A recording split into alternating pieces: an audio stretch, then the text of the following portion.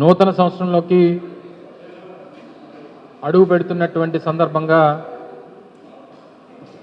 ముందుగా అందరికీ నూతన సంవత్సర శుభాకాంక్షలు తెలియజేసుకుంటూ గడిచినటువంటి ఈ సంవత్సరం 2024లో జరిగినటువంటి రాజకీయ పరిణామాలు, ప్రజలు తీసుకున్నటువంటి నిర్ణయాలు, ఎన్నికల్లో వచ్చినటువంటి ఫలితాలు, వీటన్నిటి మీద ఒకసారి మీ ద్వారా ప్రజలకి కొన్ని విషయాలు చెప్పాలి. తద్వారా ప్రజలు కూడా కొన్ని విషయాలు తెలుసుకోవాలనేటువంటి ఉద్దేశంతో ఈరోజు మీ ముందుకు రావడం జరిగింది. వాస్తవానికి గడిచినటువంటి సంవత్సరం మొదటి 5 నెలలు వైఎస్ఆర్ కాంగ్రెస్ పార్టీ ప్రభుత్వం, తరువాత 7 నెలలు ప్రజలు ఇచ్చినటువంటి తీర్పు మేరకు కూటమి ప్రభుత్వం. ఈ సంవత్సరంలో ప్రజలు నమ్మకానికి మోసానికి మధ్య వ్యత్యాసం కూడా చూశారు. ఇచ్చినటువంటి మాట నిలబెట్టుకుంటే ఏ రకంగా ప్రభుత్వాలు నడుస్తాయి, నమ్మించి మోసం చేసి ఓట్లు వేయించుకొని అధికారంలోకి వస్తే ప్రభుత్వాలు ఏ రకంగా పనిచేస్తాయి, ఇవన్నీ కూడా ఈ సంవత్సరంలో రాష్ట్రంలో ఉన్నటువంటి ప్రజలందరూ కూడా చూశారు. ముఖ్యంగా పేద ప్రజలు మరింతగా ఈ పరిస్థితులన్నింటినీ కూడా చూస్తూ ఉన్నారు. వాస్తవానికి వైఎస్ఆర్ కాంగ్రెస్ పార్టీకి ఈ సంవత్సరం అనేక చేదు జ్ఞాపకాలు మిగిల్చినప్పటికీ అనుకోనటువంటి ఫలితాలు ఎదురైనప్పటికీ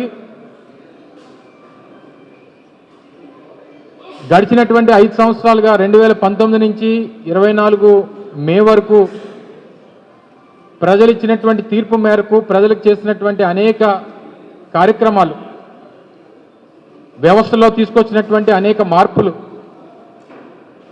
పేదవాడికి అందించినటువంటి అనేక సంక్షేమ పథకాలు, రాష్ట్ర అభివృద్ధికి చేసినటువంటి అనేక నిర్ణయాలు, ఇవన్నీ కూడా మేము చేసినటువంటి పనులు ప్రజల్ని మెప్పించలేకపోయామా, లేదా అంతకు మించి ఇంకేమన్నా ప్రజలు కోరుకున్నారా, లేదా కూటమి ప్రభుత్వం ఎన్నికల్లో ఇచ్చినటువంటి హామీలకి మోసపోయారా, ఎన్నికల్లో వచ్చినటువంటి ఫలితాలు అనేక రకాలుగా మా పార్టీలో జగన్మోహన్ రెడ్డి గారి నాయకత్వంలో సమీక్షించుకునేటువంటి దానికి మొన్న ఎన్నికల ఫలితాలు అనేక పాఠాలని, గుణపాఠాలని నేర్పించాయనేటువంటి దాంట్లో ఏ రకమైనటువంటి సందేహం లేదు. మీ అందరికీ తెలుసు, రావడమే మేము అధికారంలోకి వచ్చిన తర్వాత సచివాలయ వ్యవస్థను కానీ, తద్వారా 1,30,000 మందికి ఉద్యోగ అవకాశాలు కానీ, లేదా గ్రామాల్లో పట్టణాల్లో ప్రజలకి ప్రభుత్వాన్ని చేరువ చేసేటువంటి దానికి వాలంటీర్ వ్యవస్థ ద్వారా వాలంటీర్ వ్యవస్థ ఏ రకంగా పనిచేసిందో, తద్వారా 2.5 లక్షల మంది ఉద్యోగ అవకాశాలు కల్పించేటువంటి కార్యక్రమాన్ని చేశాం. అనేక సంక్షేమ పథకాలు, అమ్మఒడి కానీ, రైతు భరోసా కానీ, వైఎస్ఆర్ ఆసరా కానీ, వైఎస్ఆర్ చేయూత కానీ, ఇలాగ 5 సంవత్సరాల్లో దాదాపు 2,75,000 కోట్ల రూపాయలు డైరెక్ట్ బెనిఫిషరీ ట్రాన్స్ఫర్ ద్వారా పేదవాడికి అందించేటువంటి కార్యక్రమాన్ని చేశాం. ప్రభుత్వ పాఠశాలని నాడు నేడు ద్వారా దాదాపు 10,000 కోట్ల రూపాయలు ఖర్చు పెట్టి ప్రైవేట్ స్కూల్స్తో ధీటుగా పోటీ పడేటువంటి విధంగా ప్రభుత్వ పాఠశాలను బాగు చేశాం. 17 కొత్త మెడికల్ కాలేజీల నిర్మాణం చేపట్టాం. రామాయపట్నం పోర్టు కానీ, బందర్ పోర్టు కానీ, లేదా శ్రీకాకుళంలో మూలపేట పోర్టు నిర్మాణాలు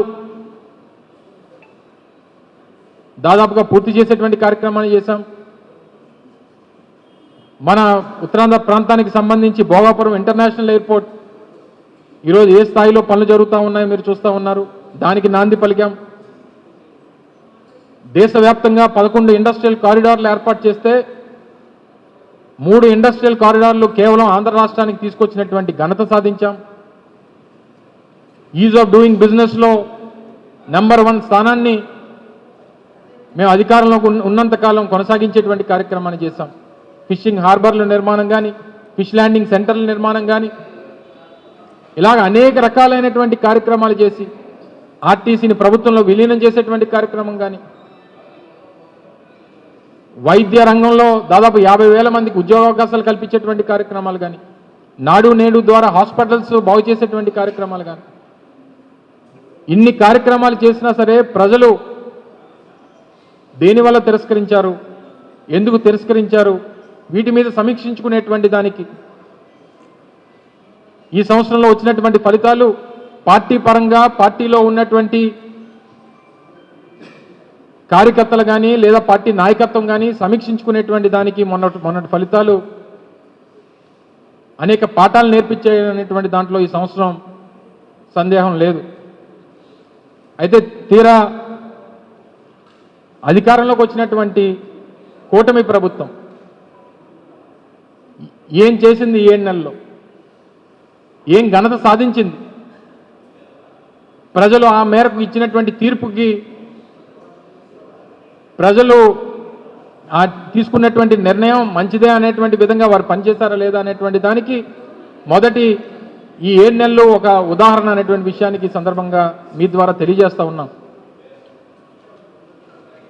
అధికారంలోకి రాగానే చంద్రబాబు నాయుడు గారు ప్రప్రథమ సంతకం మీ అందరికీ తెలుసు డిఎస్సి మీద పెట్టారు. డిఎస్సి ద్వారా దాదాపు 6,700 మందికి ఉద్యోగావకాశాలు కల్పిస్తామని చెప్పి తొలి సంతకం ఏమైపోయిందో ఒకసారి సమాధానం చెప్తే బాగుంటుందని చెప్పి మీ ద్వారా అడుగుతా ఉన్నా. దానికి సంబంధించినటువంటి నోటిఫికేషన్ లేదు, దానికి సంబంధించినటువంటి షెడ్యూల్ లేదు. తీరా 7 నెలలు కాలం గడిచిపోయింది.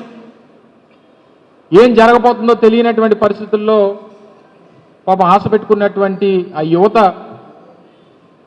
ఈరోజు ఏమైపోతామని తెలియనటువంటి పరిస్థితిలో యువత ఉన్నారు. అలాగే అనేక కార్యక్రమాలు, 1 కాదు 2 కాదు అనేక పథకాలు ఇస్తామని చెప్పి మాకు అధికారం ఇస్తే సూపర్ 6 ఇస్తాం, అన్ని వర్గాలకి మేలు చేస్తాం, గతంలో జగన్మోహన్ రెడ్డి గారు ఇచ్చినటువంటి సంక్షేమ పథకాల కన్నా ఎక్కువ ఇస్తాం, మాకు అవకాశం ఇవ్వండి అని చెప్పి అధికారంలోకి వచ్చినటువంటి ప్రభుత్వం. ఉదాహరణకి మొన్ననే 13వ తారీఖున రాష్ట్ర వ్యాప్తంగా పెద్ద ఎత్తున రైతుల పక్షాన పోరాటం చేసింది వైఎస్ఆర్ కాంగ్రెస్ పార్టీ జగన్మోహన్ రెడ్డి గారి పిలుపు మేరకు. తీరా చూస్తే ఏదైతే వారు అధికారంలోకి వచ్చిన తర్వాత ఇస్తామన్నటువంటి 20,000 రూపాయలు పెట్టుబడి సాయం కింద ఇస్తానన్నటువంటి 20,000 రూపాయలు ఏమైపోయిందని చెప్పని అడిగితే సమాధానం చెప్పేటువంటి పరిస్థితిలో ప్రభుత్వం లేదు. అమ్మఒడి కింద 15,000 రూపాయలు ఇస్తామని చెప్పి ఎంతమంది పిల్లలు ఉంటే అంతమందికి ఇస్తామని చెప్పినటువంటి అమ్మఒడి లేదు. మహిళలకి 18 సంవత్సరాలు నిన్నటువంటి ప్రతి మహిళకి నెలకు 1,500 రూపాయలు ఇస్తామన్నటువంటి ఆ పథకం లేదు.